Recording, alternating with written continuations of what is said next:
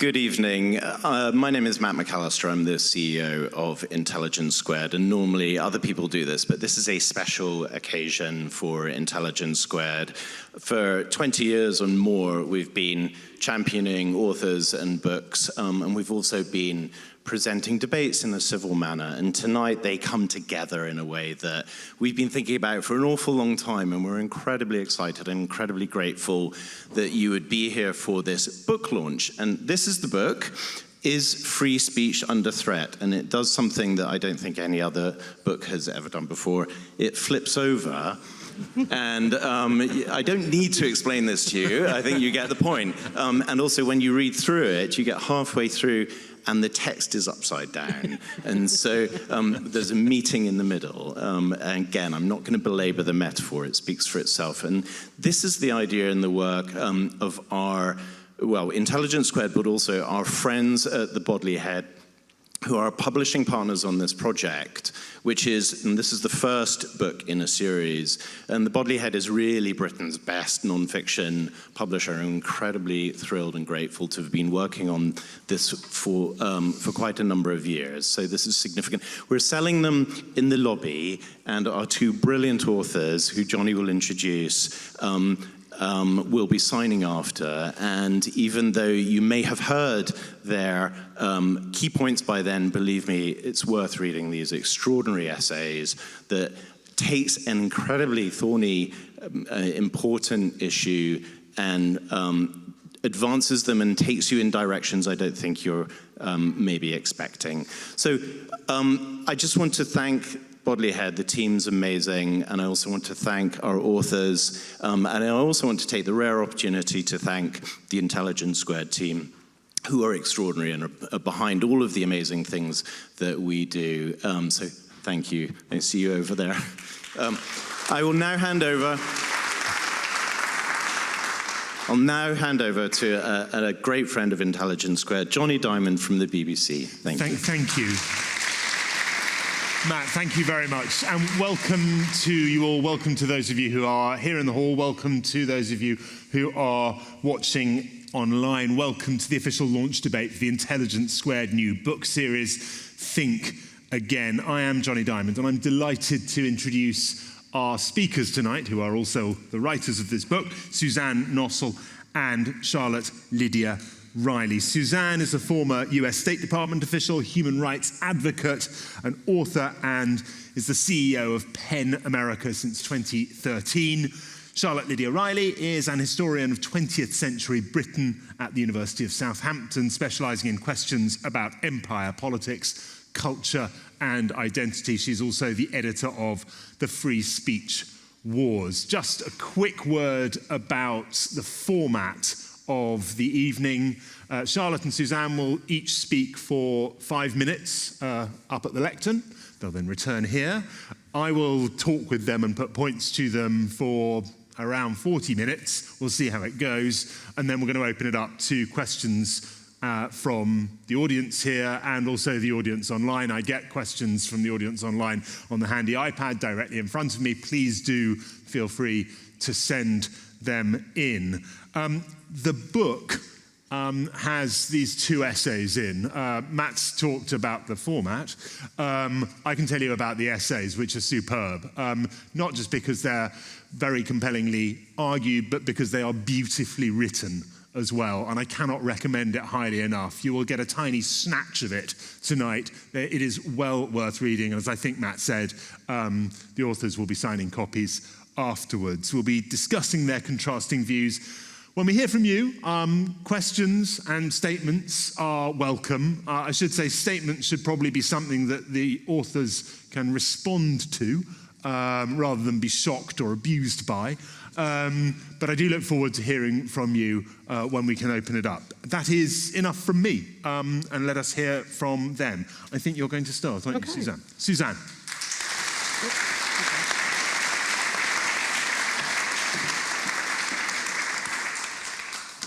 Good evening. It's a pleasure to be here. So asking someone in my job, running a free speech organization, whether free speech is under threat is a little like asking an oncologist if cancer is really deadly. Living and breathing threats to free speech, it's hard for me to conceive of a worldview that thinks open discourse is alive and well. I do come at this debate from a US perspective.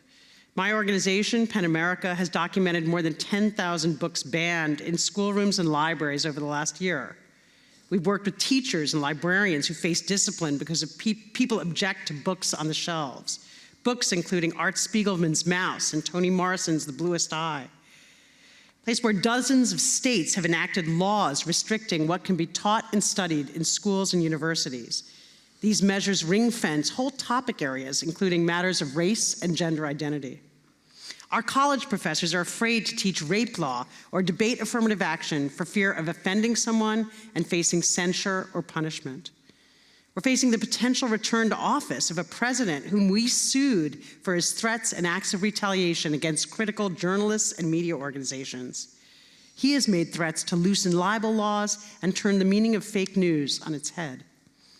Gigantic social media companies can disappear entire debates and viewpoints, offering users no recourse. Our information ecosystem is so flooded with disinformation, whether about elections, vaccines, or natural disasters, that citizens don't know what to believe. The spread of falsehoods is jeopardizing the work of election workers, public health officials, and emergency responders readying for Hurricane Milton to bear down on Tampa, Florida. Now, each of these types of threats is different. They must not be conflated. An autocratic president can throw reporters in prison. A social media company can throw your ideas into online jail and disable your account.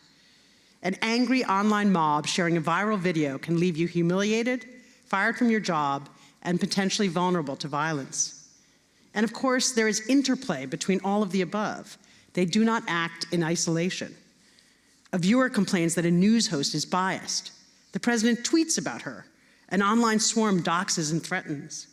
Students mount a protest on campus, and the university president is called to testify before Congress. The severity of the consequences varies, but the impact is cumulative. All of us are on notice that our words may isolate, stigmatize, or imperil us. Now, of course, that's always been true. Words have consequences. You cannot falsely shout fire in a crowded theater. A racist or sexist remark at a meeting could get you ousted. In those instances, an institution, the courts, or an employer would determine the consequences according to their judgment. Perhaps it's an individual party host whose guests you offend with an off-color joke.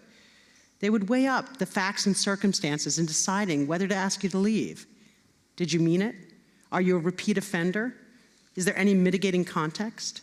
They would seek to draw a line to protect the space for conversation while policing speech that could endanger, mislead, or debase. They would take into account not just impact, but intent. Some such traditional constraints on speech still operate that way, providing guardrails that may foster civility or even respectful exchange.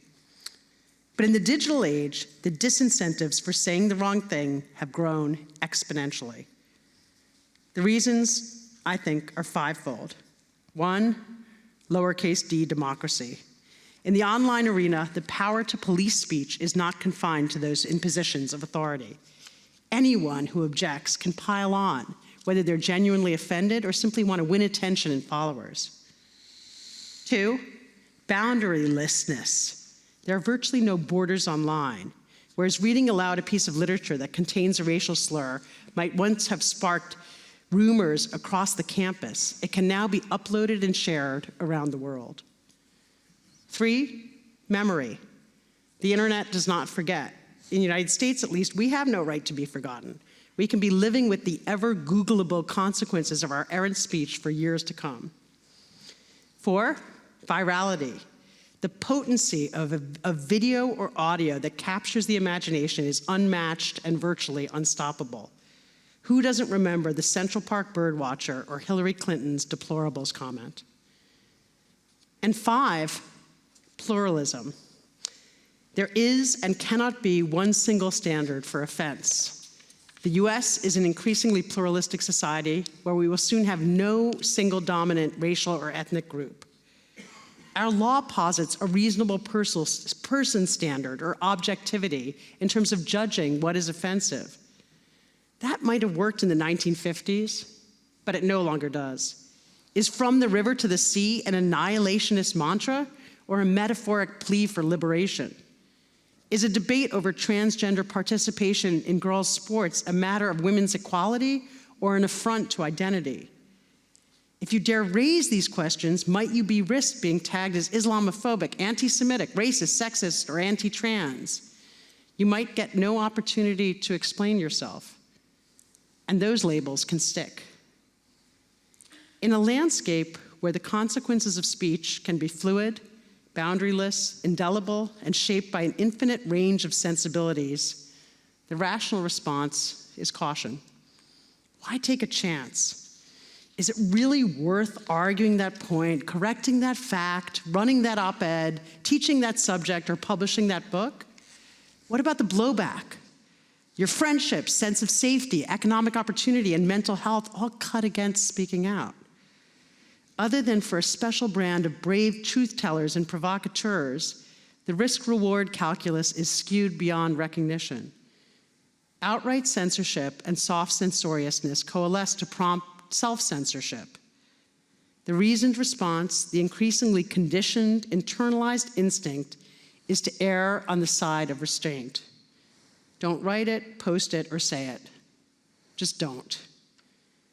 And after a while, if you know you're not going to write, post, or say it, there's little incentive to think it. The self-censorship becomes internalized. You no longer think thoughts or hold opinions that might land you in hot water. That's why 80% of Russians vote for Vladimir Putin. If we allow intrusive, tightening restraints on speech to become routinized, they will narrow not just what we say and write, but what we hope and believe. Acknowledging the blatant threats to free speech does not mean casting blame on those who disagree or call out offense.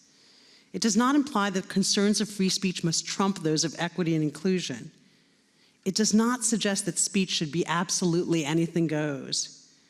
On the contrary, recognizing and reckoning with the threat to free speech is essential to vindicating the rights each of us holds to be and to express ourselves.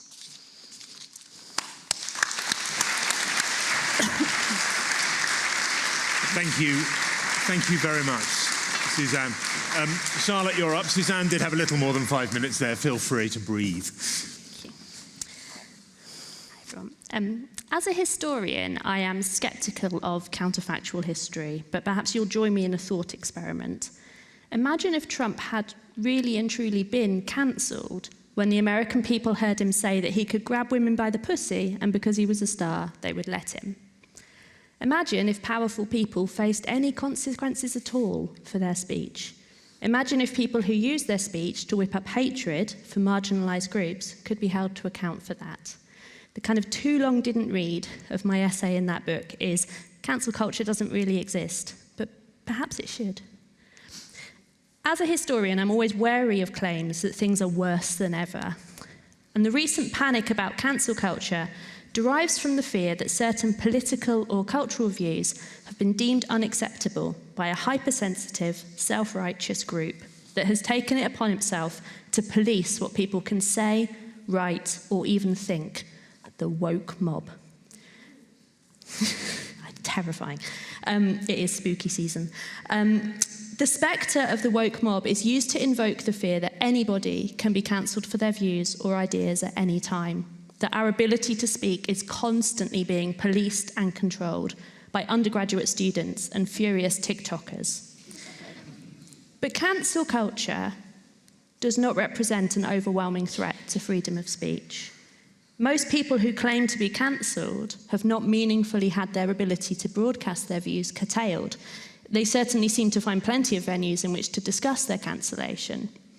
And many people who rail against cancel culture are concerned less with free speech in the abstract and more with their right to say specific, often offensive, and sometimes harmful things without fear of being publicly shamed or experiencing material consequences. Cancel culture represents a moral reckoning with an inequitable society that, far from attacking free speech, actually brings more people into public and political discourse by uplifting the voices and perspectives of a wider range of people. Many people who argue that freedom of speech is newly under threat in this moment disregard the inequalities of speech. It is far easier to speak your truth if you do not have to worry about what others think. And it is far easier to live without approval if you have the power to resist criticism or the means to go it alone. Historically, it has always been those with power who found it easiest to speak their mind without meaningful opposition. For most people, the problem has been making themselves heard at all.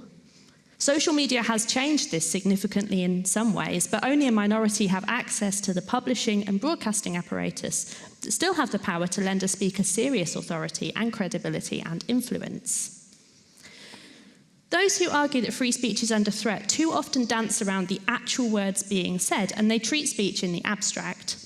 But speech is an action, it's not an abstraction. And speaking is not something you do, it's something you do to others.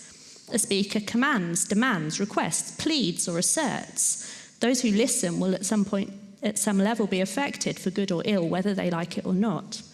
The law recognises this, which is why inciting violence is a criminal act, regardless of whether the violence occurs or not.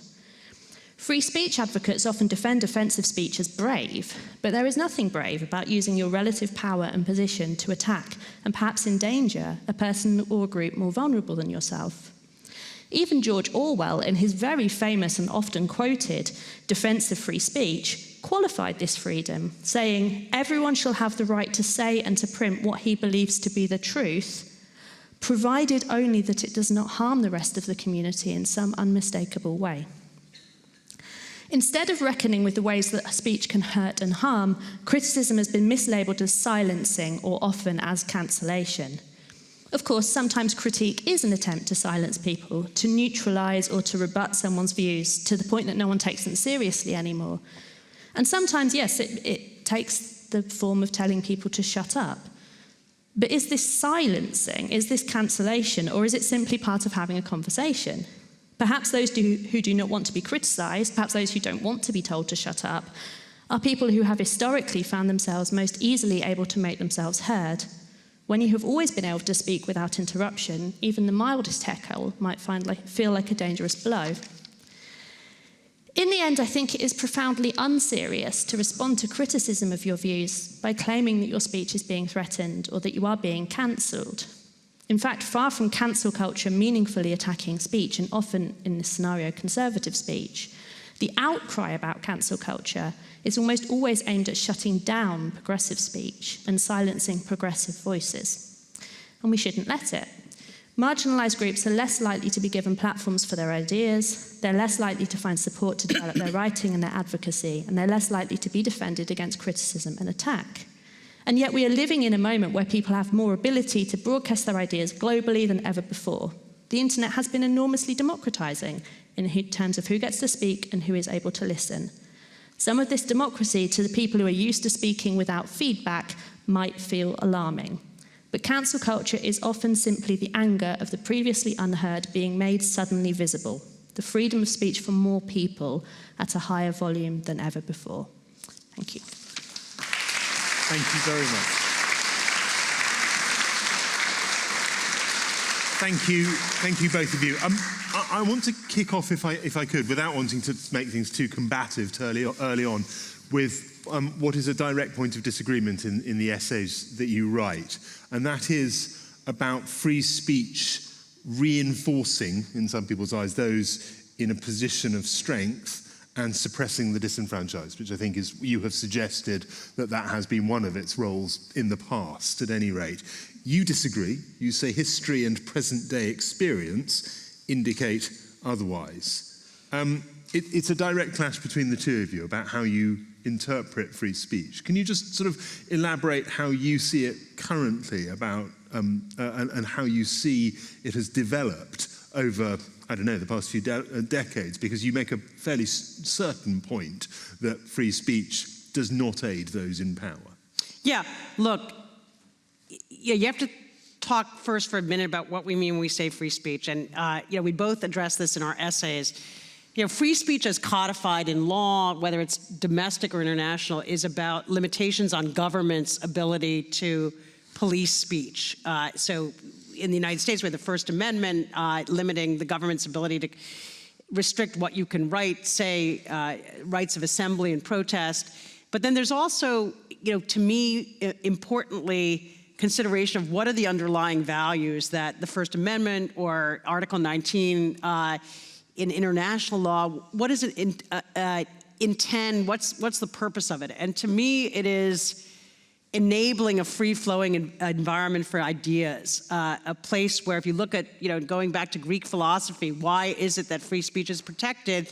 It's not so that you can just shout at the top of your lungs in a forest by yourself. It's so you can engage with others, so that you can persuade, have a give and take, as a society and a collective come up with better ideas. And so for me, we've got to think about free speech at those two levels. If you look at the level of government restrictions on speech and the limitations thereupon, I think there's no question that those who are protected by those are the dissidents and those who challenge people in positions of authority. And if you look at all the jurisprudence in the United States over the course of the 20th century, when the First Amendment really kind of came into its own as what it's known as today, which is the world's most protective standard for free speech, it is cases involving war resistors, civil rights advocates, communists who were distributing literature and were accused of undermining national security, and their rights were vindicated by our courts, saying, no, the government doesn't and shouldn't have the power to suppress these things. Those in positions of authority would have, if left to their own prerogatives, absolutely punished that speech, thrown those people in jail. They tried to do so. And so it was this notion of free speech protection that constrained their ability to retaliate against those who threatened their power. So my argument is, if you curb or curtail the force of freedom of speech, what that will do is reinforce the ability of those in positions of authority to mete out punishments as they see fit. And they will use that power in self-serving ways to reify their own status, to suppress their critics. So that's my argument about legal restraints on speech. And I think in the public domain, it's really a similar idea, and we see this today on college campuses. It is students protesting for Palestine who are invoking their rights and arguing that their university should not suppress their voices. And there's a very vigorous debate about that, and I think the power relations in some cases can be turned on their heads. But there's no question that it is those who feel that their rights and voice are suppressed that are invoking these protections. Okay, thank you very much. Charlotte, you disagree fairly strongly with that. I mean, I do and I don't. So of course, the legal protections for freedom of speech, such as those that you outline in the American Constitution, in Europe, the ones that we have through the European Court of Human Rights, or the various different ways in which freedom of speech is protected theoretically in Britain, protect you from what we understand to be the major threat to freedom of speech, which is that your government might persecute you, right? And in my essay, I talk about this, that there are lots of different ways in which we might consider speech to be threatened. And obviously, a very important element of this is the idea that you need to have legal protection from your own government or from authorities above you in order to have kind of freedom of speech. The difference, I think, in our arguments is that most of the time today, when we hear people talking about freedom of speech, and much of the debate about this is thinking about consequences which are not legal consequences. So much of the time when people are talking about this, what they're talking about is cultural vilification or social shunning, or even kind of things like economic consequences, such as your employer firing you, which, are clearly consequences that people face, but they're not consequences which are kind of fall within that kind of legal framework. And I think also when we're thinking about this in terms of kind of power and power structures, that so much of the time when we're talking about, who gets to kind of speak without censure, we behave as if the person speaking is always the underdog, is always the person whose speech has to be protected. But a lot of the time when we kind of think about how this works, so much of the time this kind of call for freedom of speech or for speech to be protected is from positions of power aimed at people who are less powerful. And so you have this sort of sense that actually that whilst, of course, it's very important, these kind of legal frameworks are very important, the discussion is often not, that people are kind of invoking those rights to talk about a form of censure or a form of kind of freedom of speech which isn't in the same register, isn't happening in the same space at all. I mean, you see people being called out or criticised for what they say quite often as being held to account. Yeah. Rather than being cancelled or being threatened or anything like that. And that's fair to say, isn't it? Yeah, absolutely. And I think a lot of the time when in these like dialogues around cancellation, figures who claim that they have been cancelled, a lot of the time what this is that people want the right to be able to talk however they want without facing consequences. And when they experience pushback or critique, and it often, even the use of the term cancellation, the idea of being cancelled, like what does that invoke? The idea of like being completely wiped out, of like, of ceasing to exist in a public space, right? But of course that's not what happens to almost everybody who has gone through a kind of cancellation. For most people this is like a sort of a brief storm of critique and then they kind of find themselves back in public spaces able to speak again. And so even the language around it is used to invoke this sense of like, oh, this speaker is being kind of held to account unfairly, or this critique is unfair. But of course, actually, this often isn't the case at all. And this idea about cancellation is often that these people who actually often have very little structural or systemic power are critiquing somebody who's speaking and kind of pushing back on their arguments. The person who's speaking often does have like structural and systemic power, but takes even that degree of critique as being unreasonable or unfair. Suzanne, can I pick you up on one point that you made that really surprised me? I mean, it wasn't a point you were making, it was almost in passing. You write in the book, we protect free speech not as an end in itself, that you don't see this as some kind of great absolute principle that needs to be protected. You see it rather as a means to an end. Can you just open up a little bit about that? Yeah, sure. I think it's important to consider why it is that we protect free speech. We can't just posit it as an absolute. It is, in my mind, it is a pretty absolute principle, but there's a reason for that. It's because of what it fosters in society. And, I lay out all sorts of kind of public goods that are associated with the protection of free speech. It has to do with our relationships with one another and feeling like we can have a rich exchange, with the opportunity to surface the best ideas through an interchange and debate and contestation, the ability to drive forward a democracy and evaluate potential leaders and examine what they might do and what that might mean for the future of society, a catalyst for artistic creation and scientific innovation. And, we see this very clearly in authoritarian societies. They're just simply not as good at inventing new things and driving forward the cutting edge. It also has to do with identity and self-expression, our freedom to be who we are in the world without constraint or fear that that identity is going to be a cause or a basis for persecution. And so I think when you remember and keep in mind those underlying purposes of free speech, it's important in terms of how we assess these questions. It's not just, is free speech under threat, but is there something in society, something valuable that is at risk here, that is worth preserving and trying to safeguard here? And I think it's sort of those underlying purposes explain why there is.